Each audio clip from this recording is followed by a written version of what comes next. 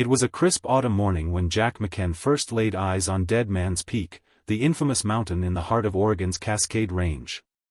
The year was 1923, and the world was still reeling from the aftermath of World War I. Jack, an avid hiker and explorer, had always been drawn to the uncharted territories of the Pacific Northwest. His friends called him Mad McKen for his reckless abandon of reason and caution in pursuit of adventure. As he stood before Dead Man's Peak, Jack felt an inexplicable pull, as if the mountain was beckoning him towards some hidden truth. He had heard tales of strange occurrences on this peak, ghostly apparitions, unexplained noises, and disappearances that had left the local communities shrouded in mystery. But Jack was not one to believe in such superstitions. He saw it as a challenge, an opportunity to unravel the enigma that shrouded Dead Man's Peak. He gathered his gear and set off towards the mountain, determined to uncover its secrets. The ascent was grueling, but Jack pressed on, fueled by curiosity and a dash of madness.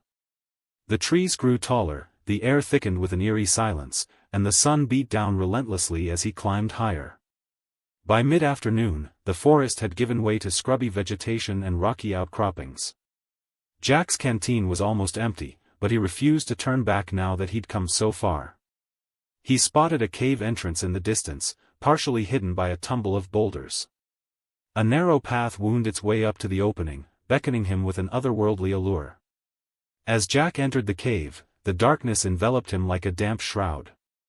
His eyes adjusted slowly, revealing rough walls and an uneven floor that seemed to slope downward into the depths of the mountain. He took out his lantern and lit it, casting flickering shadows on the rocks. The air inside was stale and musty, heavy with the scent of decay. Jack moved cautiously deeper into the cave, his heart pounding in anticipation. Suddenly, he stumbled upon an ancient painting on the wall, a crude, yet striking image depicting the ascent of Dead Man's Peak by some long-forgotten tribe.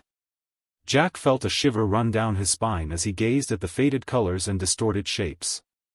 It seemed to be calling to him, echoing a message from across time and space. He continued downward, the slope growing steeper with every step.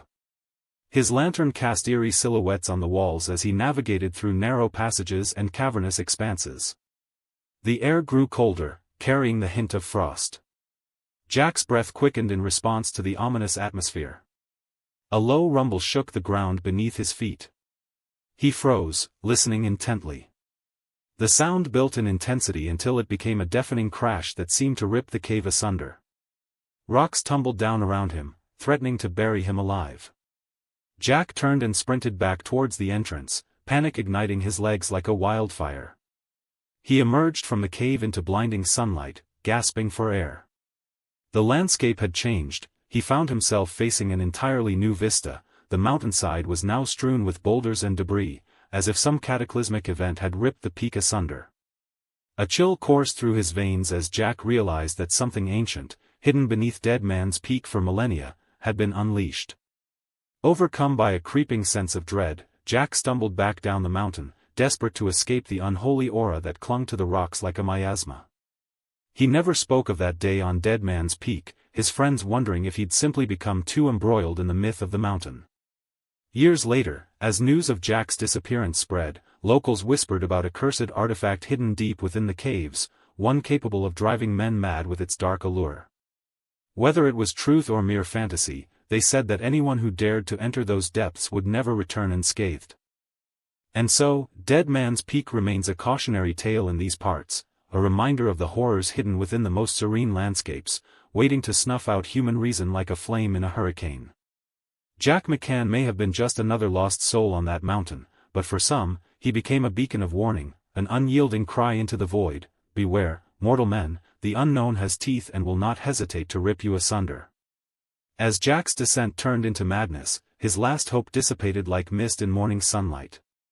He had tried to understand but found only the abyss staring back, its mouth agape and waiting.